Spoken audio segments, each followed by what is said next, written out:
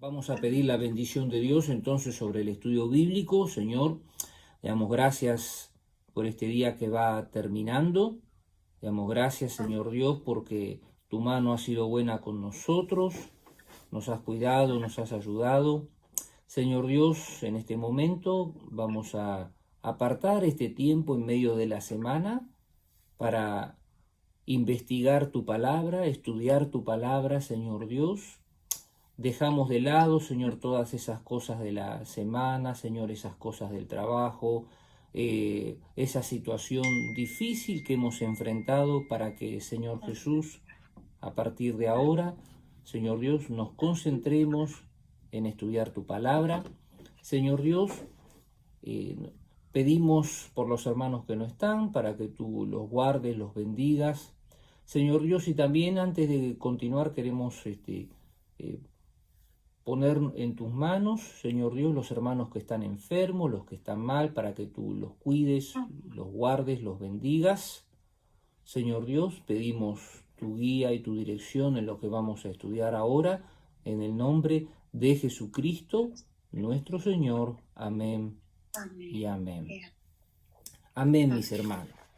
Yo el miércoles pasado había cambiado el orden porque justamente el estudio de hoy continúa con un poco lo que habíamos estado estudiando el domingo, que fue el domingo de Pentecostés y que hablábamos del Espíritu Santo.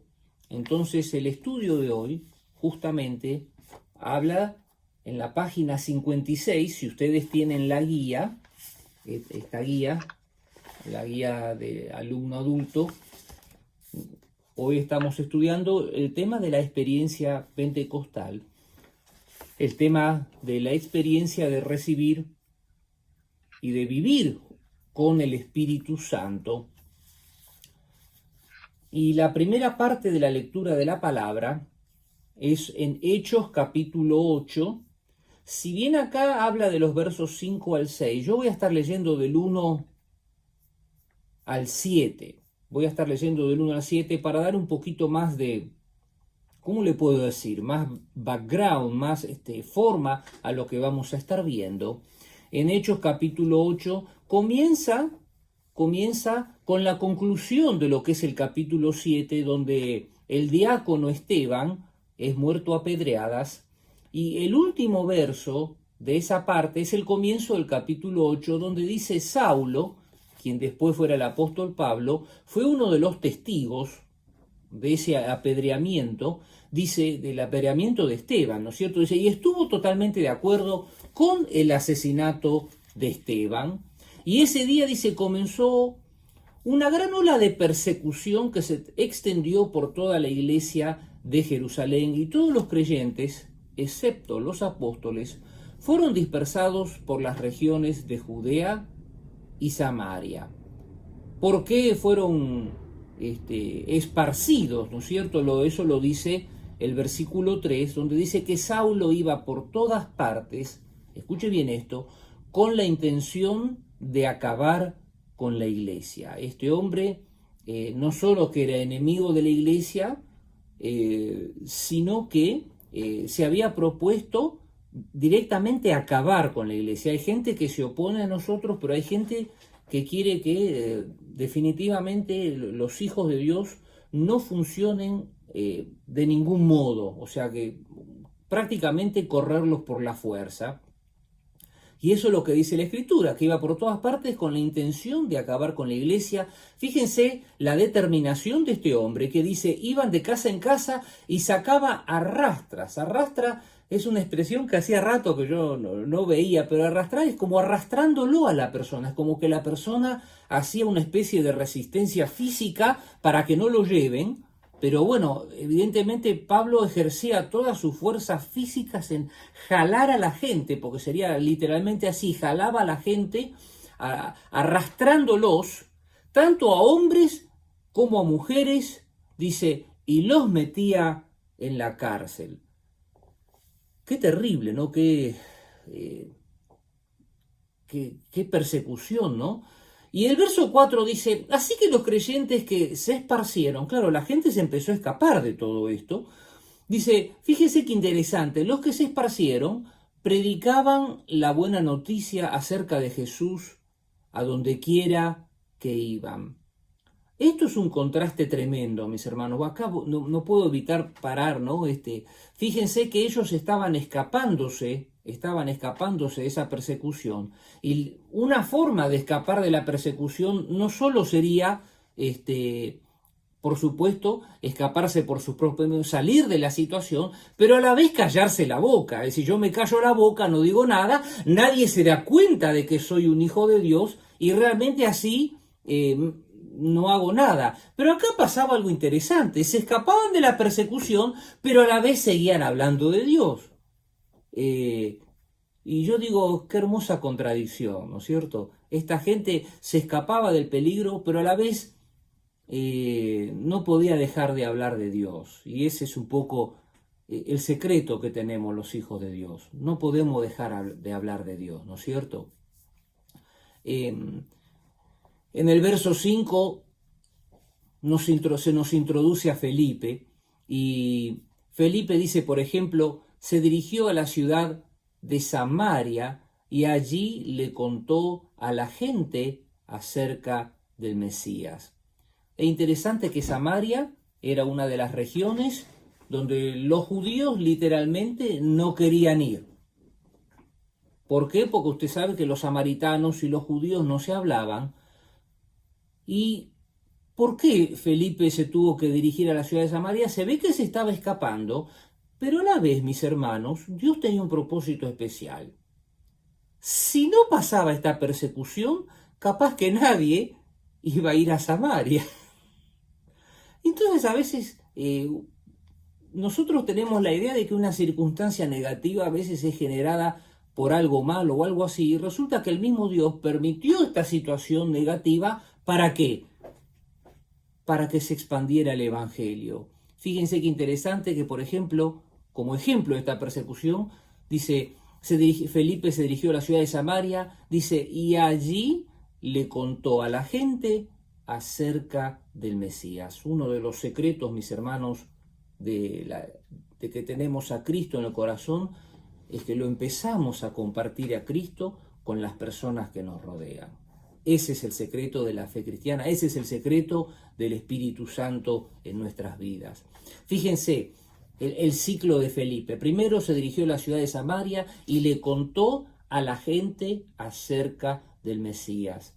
Tenemos que empezar a contarle a la gente acerca de Mesías, quién es Cristo y qué es lo que produce Cristo en nosotros, qué es lo que Cristo produce en la vida puede producir en la vida de las personas y cómo caminar con Cristo día a día. Fíjese el efecto de la plática de Felipe. Dice, las multitudes escuchaban atentamente a Felipe porque estaban deseosas de oír el mensaje y fíjense, dice, y ver las señales milagrosas que él hacía. Y el verso 7 dice, muchos espíritus malignos fueron expulsados, los cuales gritaban cuando salían de sus víctimas, y muchos que habían sido paralíticos o cojos fueron sanados, y así que hubo mucha alegría en esa ciudad. Y ahí la lección nos pide saltar, ¿no? al verso 12, donde dice, pero ahora la gente que creyó el mensaje de Felipe sobre la buena noticia acerca del reino de Dios y del nombre de Jesucristo, se bautizaron, verso 12 dice, muchos de esos hombres y de esas mujeres. Y los versos 14 a 17, que son los que nos pide la lección que leamos, dice, y cuando los apóstoles de Jerusalén oyeron que la gente de Samaria había aceptado el mensaje de Dios, enviaron allí a Pedro y a Juan, y en cuanto ellos llegaron, oraron por los nuevos creyentes para que recibieran el Espíritu Santo, y el Espíritu Santo todavía no había venido sobre ninguno de ellos porque solo habían sido bautizados en el nombre del Señor Jesús. Y entonces Pedro y Juan impusieron sus manos sobre estos creyentes y recibieron el Espíritu Santo. Esta es la primera sección de lo que nos tenemos que tratar. Repito lo que acabo de decir, que esta gente estaba siendo perseguida y en vez de sacarse de encima el motivo de su persecución, es como que lo diseminaban más, ¿no es cierto? A veces nosotros tenemos la actitud, no voy a decir contraria, ¿no? Pero a veces es como que queremos poner un freno a lo que Dios puede hacer. Mi hermano, mi hermana, jamás le ponga un freno a lo que usted tiene que hacer en nombre de Cristo. Mi hermano, mi hermana, jamás ponga un freno por su situación anímica, por su situación espiritual, a hablar de Dios. Esta gente estaba escapando por su vida. Tenían casi, ¿cómo le puedo decir?, todo el derecho de callarse la boca y no decir nada de Cristo, pero hacían todo lo contrario. Y no solo que hacían todo lo contrario, sino, fíjese, el ciclo que menciona acá, en este caso, cuando está hablando de Felipe. Dice que Felipe se dirigió a la ciudad de Samaria y lo primero que empezó a hacer, la primera señal de que Dios estaba en él, en Felipe, es que empezó a hablar de Dios.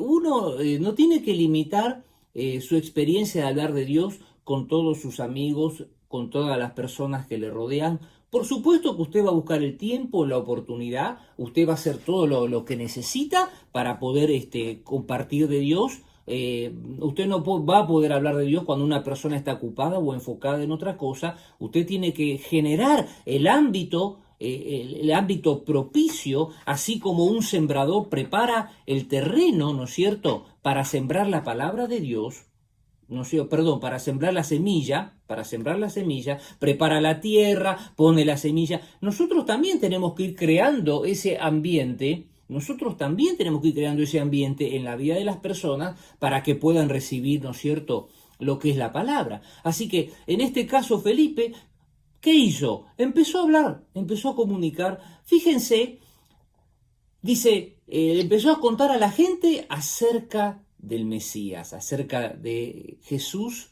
de lo que puede hacer Jesús. Segunda cosa, dice, las multitudes escuchaban atentamente a Felipe porque estaban deseosas de oír el mensaje y ver las señales que él hacía. Cuando usted habla de Dios, se produce algo especial, porque usted está invitando a Dios no solo a la conversación que usted está hablando, usted está haciendo que Dios esté actuando en toda esa situación. Y si la persona tiene abierta el corazón y va a recibir, va a haber gente que va a rechazar, eso no le quepa la menor duda, eso siempre pasa, pero va a haber gente que va a recibir. Entonces, cuando esa gente recibe, hay algo de Dios que va a bajar sobre su vida, hay una autoridad de Dios, y usted tiene todo el derecho de hablar, de orar por esa persona, de tomar lo que se dice autoridad espiritual. ¿Qué es tomar autoridad espiritual? Es influenciar en cierta forma espiritualmente sobre la vida de la persona. Y eso es algo que los cristianos tenemos que empezar a hacer. Muchos cristianos no ejercen esa influencia espiritual. ¿Qué es la influencia espiritual? Que yo empiezo amorosamente a influenciar a la otra persona por medio de lo que digo, por medio de lo que hablo. Lo trato literalmente de convencer. Persuasión, el cristianismo es una persuasión amorosa. Y eso es el secreto de cómo hablamos de Cristo. Tenemos que amorosamente persuadirles, ¿no? No torciéndole la voluntad, porque nunca la palabra de Dios se va a germinar si uno tuerce la voluntad, si uno fuerza. Es una persuasión amorosa. Es esa invitación amorosa a disfrutar lo que son las bendiciones de Dios. Cuando usted empieza a trabajar así, cuando usted nota que el corazón de la otra persona se empieza a abrir, va a venir autoridad de Dios. Y entonces uno entra en la segunda etapa, donde dice que empiezan a pasar señales milagrosas. Cosas de Dios van a empezar a pasar en el ámbito en el que te mueves. Y acá dice que la gente se daba cuenta primero que había autoridad de Dios en Felipe, y entonces cuando la gente ve esa autoridad de Dios, que uno puede ejercer esa influencia espiritual, que es una sana influencia espiritual, porque es una influencia de vida, amén. Entonces, ¿qué pasa?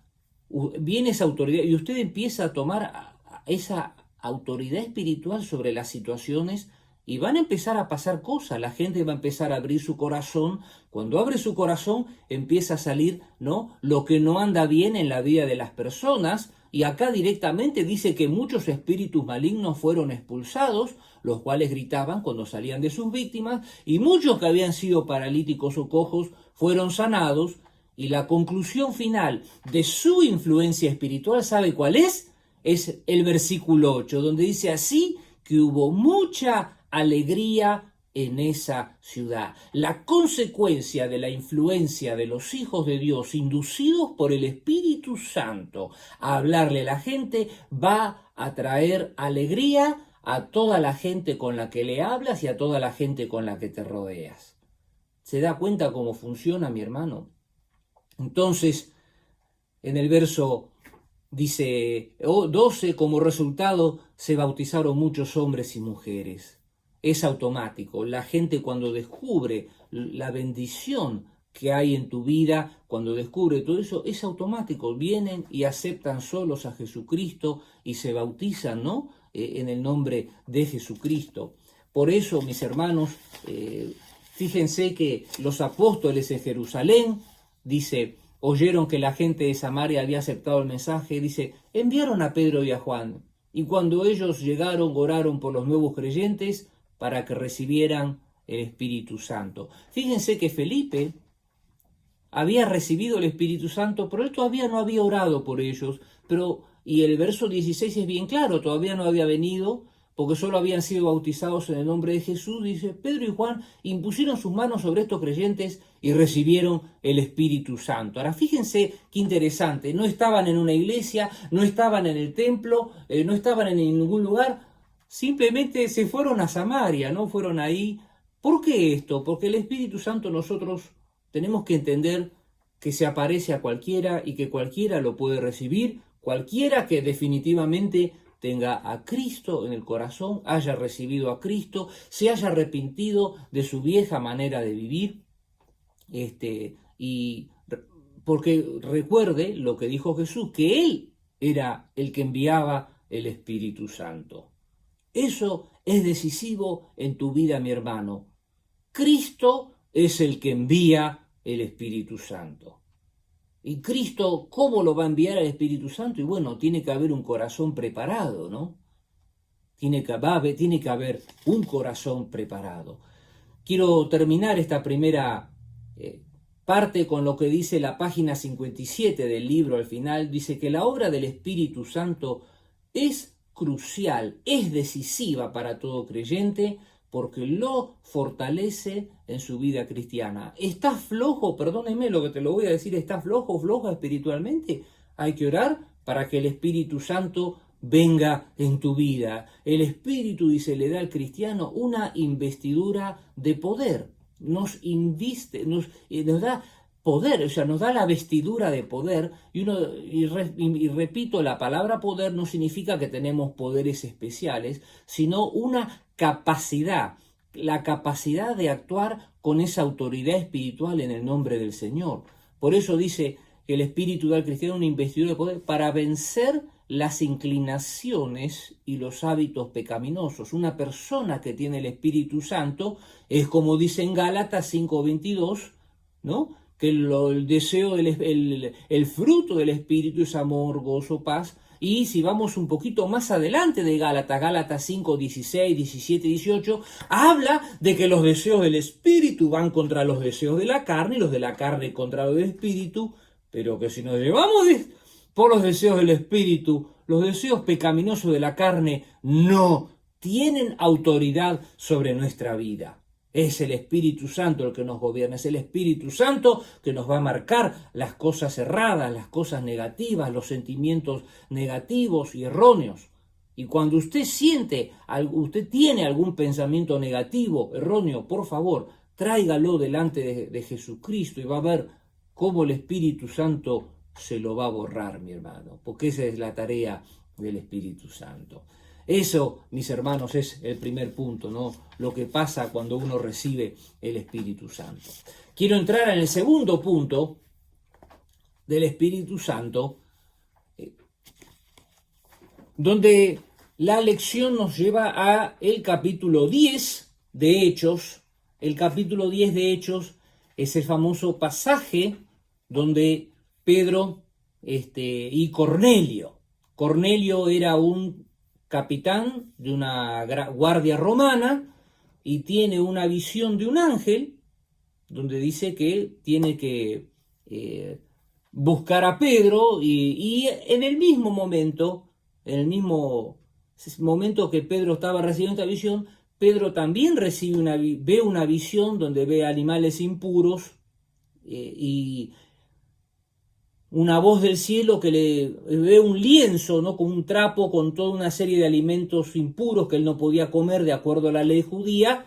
Y entonces, yo no sé si usted recuerda, si no recuerda se lo cuento, una voz del cielo dice, coma, mata y come Pedro, y Pedro le dice, no señor, nunca ha entrado alimento impuro. Y entonces la voz le dice, no llames impuro lo que yo he purificado. Y Pedro obviamente entendió que al venir esa voz del cielo, venía de parte de Dios, y eso se repitió 3 veces, hasta que en ese momento recibe unos hombres que había mandado Cornelio, y entonces él sale a ver a Cornelio, y entonces Cornelio lo recibe a Pedro. Pedro comienza a hablar, y en el verso 44, porque son los versos que tenemos que tener, Hechos 10, 44 al 48, dice que mientras Pedro aún estaba diciendo estas cosas, aún estaba hablando con Cornelio, le empezó a hablar de Jesús, ¿no es cierto? Le empezó a contar quién era Jesús. Dice que el Espíritu Santo descendió sobre todos los que escuchaban el mensaje. Fíjense qué tremendo, uno se pone a hablar de Dios y en este caso con personas que no tenían casi, no entendían casi nada de Dios. Y dice que el Espíritu Santo descendió sobre todos los que escuchaban el mensaje. Fíjense qué tremendo, qué importante, qué decisivo es cuando usted se pone a hablar de Dios, cómo el Espíritu Santo baja, mi hermano, cuando usted lo hace realmente convencido, cuando usted lo hace decidido, decidida para Dios. Dice que los creyentes judíos que habían llegado con Pedro quedaron asombrados al ver que el don del Espíritu Santo también era derramado sobre los gentiles o los que no eran judíos, pues lo oyeron hablar en otras lenguas o otros idiomas, sería la traducción correcta. Nosotros le llamamos lengua, no, pero en realidad es que hablaban en otros idiomas y alabar a Dios. Y entonces Pedro preguntó, cuando vio que estaba toda la gente llena de Dios, dice, ¿puede alguien oponerse a que ellos sean bautizados ahora que han recibido el Espíritu Santo, tal como nosotros lo recibimos? Por lo tanto, dio órdenes de que fueran bautizados en el nombre de Jesucristo, pues Cornelio le pidió que se quedara con ellos varios días. Escúcheme, mi hermano, acá pasó un incidente, y el incidente es que Pedro fue, por así decirlo, obligado por Dios, porque vio la visión y luego, después de ver esa visión, lo vienen a buscar. Y en el mismo pasaje, en Hechos 10, si uno lo lee más detenidamente, Pedro le dice, mira, para mí entrar en la casa de un gentil era un poco quebrar la ley, ¿no es cierto?, la ley judía. Así que Pedro es como que un poco se estaba saliendo de todo su molde, de toda su estructura, y de pronto se pone a hablar de Jesús, obviamente convencido, pero fíjense que recibe el Espíritu Santo. Quiero decirles algo, a veces Dios quiere que nosotros rompamos ciertos moldes en nuestras vidas, ciertas estructuras. Y para hacerlo nos va a llevar a situaciones incómodas. Pedro estaba en una situación incómoda porque él no se podía juntar de acuerdo a la ley judía con este tipo de personas, y resulta que ahora no solo que se junta, Dios lo forzó a eso, sino que se encuentra con que esta gente recibe esta experiencia espiritual tremenda. ¿Sabe cuál era el problema de Pedro? El problema de Pedro era que creía que esta experiencia espiritual era solamente para las personas que eran judías, y quiero decirte algo tremendo, algo que es increíble, ¿no es cierto? Te voy a decir qué es lo que es increíble. Fíjense que Dios tuvo que usar varias cosas para romper este molde en la vida de Pedro. Quiero decirte algo que te va a llamar mucho la atención. ¿el Espíritu Santo fue dado solamente para los judíos o fue dado para todas las otras personas? Todos sabemos la respuesta. Fue dado para todas las personas, ¿no es cierto? Pero fíjense qué interesante que Pedro mismo en el verso 47 dice, ¿puede alguien oponerse a que ellos sean bautizados ahora que han recibido el Espíritu Santo? Es interesante que esta gente, estaban tan abiertos para Dios que los sorprendieron a Pedro. Lo sorprendieron a Pedro. ¿Y por qué lo sorprendieron a Pedro? Te voy a decir algo, que te va a sorprender. ¿Sabes qué? Pedro estaba equivocado. ¿Me escuchaste bien? Pedro estaba equivocado. Y yo dije, ¿cómo, pastor, que Pedro estaba equivocado? Sí, porque Pedro creía que esa experiencia era solamente para los judíos. Y Dios tuvo que romper esa estructura en el corazón de Pedro y lo tuvo que hacer directamente con Pedro. Usted sabe, es increíble esto, perdóneme, pero esto es increíble. Pedro solamente hablaban del Espíritu Santo y toda esta iglesia, todos hablaban solamente, uno dice, pero ¿cómo? Recién leíamos que Felipe era que eran los samaritanos, pero los samaritanos eran medio judíos, un poco diferentes, pero en el fondo seguían siendo judíos, tenían el Pentateuco, pero acá no, esto era totalmente algo nuevo.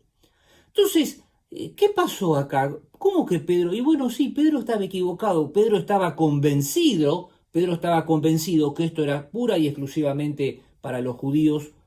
Por eso, él pregunta en el verso 47, ¿puede alguien oponerse a que ellos sean bautizados ahora que han recibido el Espíritu Santo, tal como nosotros lo recibimos? Es decir, él recién ahí pudo ver su error y pudo ver que el Espíritu Santo no hace diferencia entre judíos y los judíos, que el Espíritu Santo es para todos, que el Espíritu Santo rompe razas, nacionalidades y rompe toda clase de diferencias. Mis hermanos, Dios sabía que Jesús sabía y el Espíritu Santo, la Trinidad sabían que Pedro estaba equivocado y la única forma de romper con esto era que el mismo Dios trabaje en el corazón de Pedro y así lo hizo. Por eso, mis hermanos, no se asuste si a veces usted ve un pastor que se equivoca, que hace algo que no está bien, porque Dios está tratando con el pastor así como trató con Pedro. Y uno dice, ay, pero pastor, que mire, Dios trata con las personas. La única cosa que yo puedo entender que uno tiene derecho a oponerse es cuando el pastor está haciendo algo que es antibíblico, pero totalmente antibíblico. Yo entiendo esa oposición y el mismo Pablo dice, si alguien viene con otro evangelio, dice, si yo mismo vengo con otro evangelio, dice, por favor, considéralo anatema, es decir, considéralo para la destrucción, destruya, ¿no? Es decir, repito, la palabra de Dios no cambia la palabra. Entonces, cuando yo vengo con cambiar un esencial, ¿no es cierto? Por eso digo, no se adelante a los pastores. Mucha gente se quiere adelantar o quiere hacer, dice, no, yo siento esto y el pastor no lo... Y bueno, si el pastor no lo siente, hermano, no apriete el acelerador. Es Dios que trabaja directamente con los pastores y acá está la prueba. Tuvo que venir primero una visión y después tuvo que verlo él en sus propios ojos. Lo importante, mis hermanos, es que el Espíritu Santo está ahí para trabajar. Por eso en la página 58 del libro dice que el pensamiento predominante en la iglesia primitiva era para que ser creyente, para ser cristiano, una persona tenía que ser judío. Y entonces, ¿qué pasó? Pedro supo, sin lugar a dudas, que Dios también aceptaba a los creyentes. El Espíritu Santo, hermanos, voy a usar una palabra fuerte, no discrimina, es para todos, así que por favor, ministrelo, hable de Dios para todos, sea de bendición para todos. Muy bien, entonces, y en los versos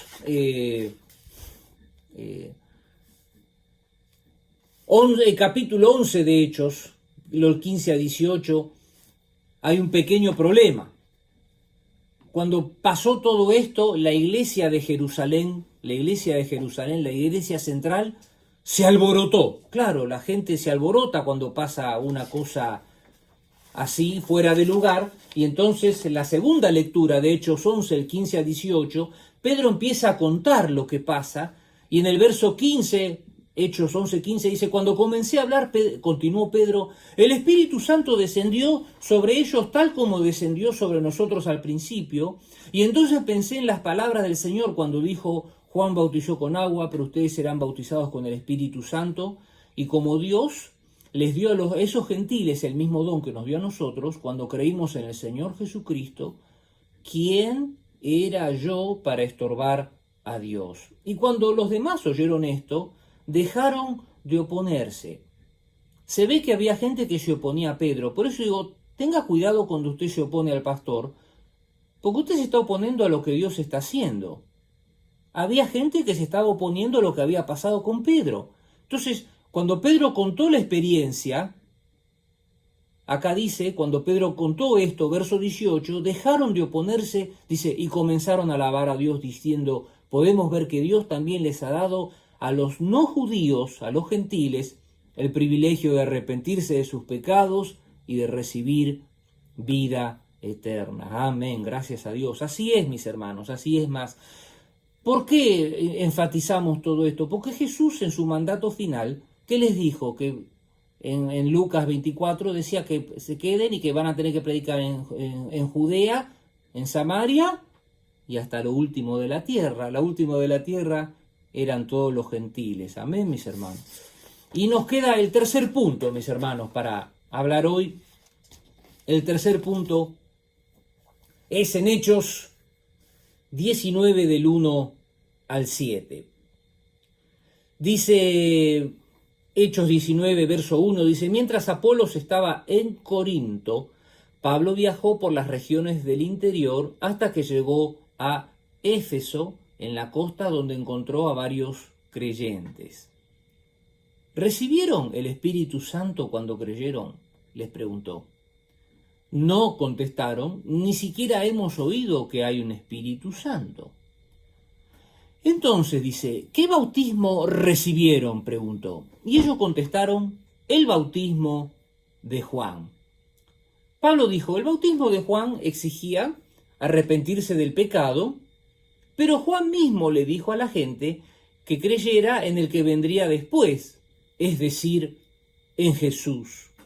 En cuanto oyeron esto, fueron bautizados en el nombre de Jesús, y después cuando Pablo les impuso las manos, el Espíritu Santo descendió sobre ellos y hablaron otras lenguas o otros idiomas y profetizaron, y había unos 12 hombres en total. Déjeme que le explique un poco este pasaje y la importancia de vivir en el Espíritu Santo. Acá Pablo está iniciando su tercer viaje misionero y entonces se encuentra con un grupo de personas que creían en Dios. Y entonces Pablo les pregunta, ¿recibieron el Espíritu Santo cuando creyeron? Pablo hace esta pregunta con una intencionalidad. Y le voy a decir cuál es la intencionalidad. La intencionalidad es, si alguien tiene el Espíritu Santo, es porque Cristo está plenamente gobernando en su corazón. Recuerde que Cristo es el que trae el Espíritu Santo. Amén. El que trae el Espíritu Santo es Jesucristo. Entonces, cuando él pregunta, ¿recibieron el Espíritu Santo?, Pablo está haciendo, no voy a decir una pregunta tramposa, pero una pregunta donde dice, está como queriendo saber si tienen a Jesucristo en el corazón. La persona que tiene el Espíritu Santo, de más está decir que tiene a Cristo en el corazón. Por eso le hace esta pregunta. Es una pregunta capciosa, y uno dice, ¿pregunta capciosa? Usted sabe que hay preguntas capciosas con una buena intencionalidad y hay preguntas capciosas con una mala intencionalidad. Y en este caso, Pablo estaba haciendo una pregunta capciosa. Pablo quería saber cuál era el nivel espiritual de esta gente. No se asuste si el pastor viene y le hace una pregunta y quiere saber dónde está parado usted espiritualmente. Hay gente que tiene miedo. Escúcheme bien, si usted está enfermo, y el médico le empieza a hacer preguntas, ya hemos hablado de esto alguna vez. Si usted va al médico y el médico le pregunta, bueno, ¿qué tal? ¿Qué ondas? Dice, ¿qué anda haciendo por acá? Y usted le dice, ay, no, me duele acá el músculo. Y entonces dice, bueno, mire, tómese un ibuprofén, túvese 2 ibuprofén. Si le duele un poco más, qué sé yo, dice, tómese un naproxen o algo, otro remedio, ¿no? Que es una calmante más fuerte, dice, y se va a calmar. Pero si usted le empieza a dar más detalles al médico y usted le dice, mire, tengo un dolor que es un hormigueo que viene por acá, por todo el brazo izquierdo y de pronto me sube todo para el hombro, ¿sabe lo que es eso? Eso para los médicos es señal de que hay posibilidad que esté mal su corazón. Es casi un preinfarto o una posibilidad de infarto. Entonces, de acuerdo a lo que usted habla, de acuerdo a lo que usted dice, la persona, el médico le va a andar diciendo, y lo mismo pasa con tu pastor, lo mismo pasa cuando el pastor pregunta algo, es porque realmente quiere saber, pero básicamente porque el pastor quiere bendecir, mis hermanos. ¿No es cierto? Ese es el punto, ¿no? El médico quiere que te cure, bueno, el pastor te quiere bendecir. Ese es el secreto, ¿no es cierto? Entonces Pablo acá pregunta, ¿recibieron el Espíritu Santo cuando creyeron? Y ellos dicen, no. Dice, contestaron, ni siquiera hemos oído que hay un Espíritu Santo. Y entonces pregunta, ¿qué bautismo recibieron? Les preguntó. Y ellos le dijeron, el bautismo de Juan. Y acá esta respuesta es decisiva y esta respuesta les da el diagnóstico espiritual al doctor Pablo. ¿Cuál era el diagnóstico espiritual? Y esto es algo que los comentaristas coinciden, es que esta gente sabía de Juan el Bautista y literalmente eran casi como discípulos de Juan el Bautista. Ellos habían recibido toda esa predicación de Juan el Bautista, fíjense, había llegado hasta Éfeso, cientos de kilómetros de donde había estado predicando Juan el Bautista. Qué tremendo, qué importante lo que es la predicación ¿no? del reino de Dios, cómo puede influenciar que esta gente estaba siendo discípulos de Juan. Juan había muerto y aún así todavía eran discípulos, ¿no es cierto? Entonces en el verso 4 Pablo dijo, el bautismo de Juan exigía arrepentimiento del pecado. Es decir, ya supo dónde estaban parados espiritualmente y entonces Pablo dice que ese era el bautismo de Juan, arrepentimiento del pecado, algo que ellos sí sabían. Y Pablo lo dice a propósito, ¿para qué? Para ganar la confianza espiritual de ellos. Había que ganar la confianza. Entonces él explicaba y ellos estaban, claro, como eran discípulos de Juan, sabían que el bautismo de Juan era un bautismo de arrepentimiento. Escúcheme bien, era un bautismo de arrepentimiento, pero no era una señal de salvación. Porque la señal de salvación, ¿cuál era? Recibir a Cristo en el corazón, ¿no es cierto? Entonces, Pablo en el verso 4 dice, el bautismo de Juan exigía arrepentirse del pecado, pero Juan mismo le dijo a la gente que creyera en el que vendría después, es decir, en Jesús. Y es cierto, ¿cuál era la plática de Juan? Arrepiéntanse porque va a venir uno que era mayor que él, mayor que yo, decía Juan. Decía, yo no soy digno de desatar la correa, ¿no?, de su calzado. Entonces, Pablo definitivamente, ¿no?, les habló de Jesús, y en el verso 5 dice, en cuanto oyeron esto, fueron bautizados en el nombre del Señor Jesús. Es como que Pablo venía a continuar lo que había empezado Juan, y entonces les habló de Jesús, y dice que después, cuando Pablo les impuso las manos, el Espíritu Santo descendió sobre ellos, es decir, fue tan genuina la recepción de Cristo en sus vidas y en sus corazones, dice que empezaron, a hablar en otras lenguas o en otros idiomas, porque esa es la traducción que a mí más me gusta, porque eso es lo que significa, el original dice eso, que son realmente otros idiomas, dice, y profetizaron. ¿Sabe lo que significa profetizar? Que empezaron a hablar de Dios. porque eso es lo que produce el Espíritu Santo en nuestras vidas. Dice, y había unos 12 hombres en total, ¿no es cierto? Entonces, ¿cuál es el punto? ¿Qué es lo que quiere decir acá? Que nosotros somos llamados también, mis hermanos, no solo a hablar del Espíritu Santo, sino a guiar a otras personas a que reciban el Espíritu Santo. Aquellas que no lo tienen, es nuestra tarea, es nuestra responsabilidad hablar del Espíritu Santo, compartir el Espíritu Santo, que otras personas reciban el Espíritu Santo. Y es interesante, fíjense que acá tampoco esto ocurrió en una iglesia, no ocurrió en un lugar cerrado, ocurrió un grupo de hombres que simplemente se estaban, fíjese, en la costa, estaban en la playa. Y uno dice, en la playa sí, porque el Espíritu Santo está en todas partes y las otras personas de la playa no tienen por qué influenciar lo que Dios está haciendo. Al contrario, nosotros con lo que estamos haciendo debemos influenciar lo que está pasando. ¿Estamos influenciando, mis hermanos, con el Espíritu Santo a los otros?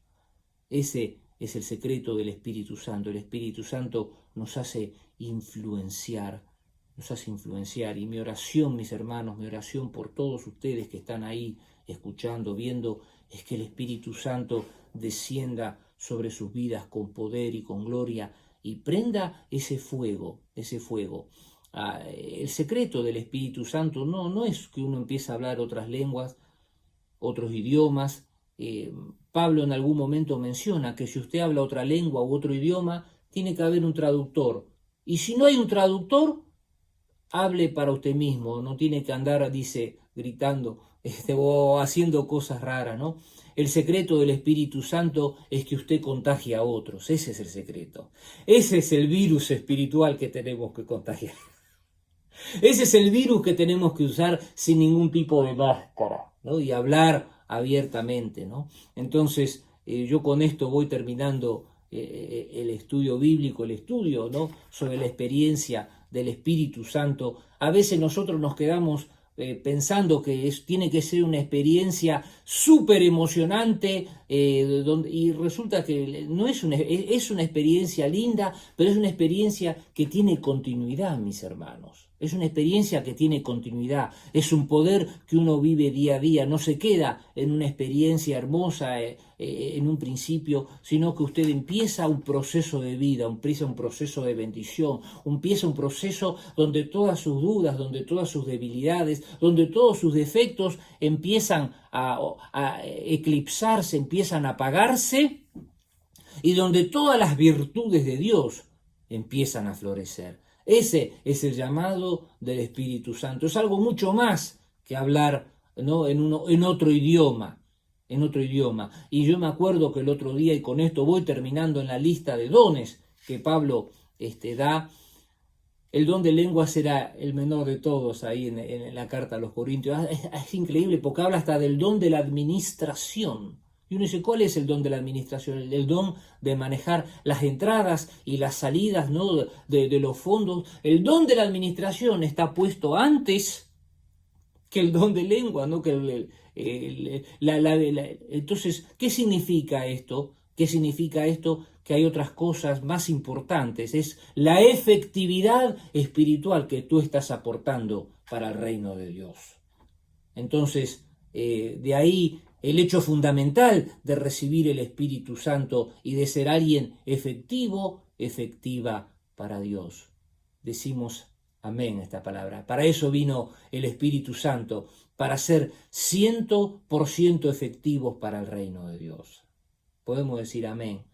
Vamos a orar y vamos a dar gracias al Señor por el Espíritu Santo. Señor, yo oro para que mis hermanos, Señor, reciban el Espíritu Santo. Si alguno lo ha recibido, Señor, que como Timoteo, Señor, avivemos el fuego del don de Dios que un día, ese fuego del Espíritu Santo que un día vino sobre nosotros, Señor Dios, empiece a quemar, Señor Dios. Ayúdame, Señor, a sacar, Señor, lo que está mal, lo que está incorrecto, todo sentimiento negativo, todo sentimiento de oposición.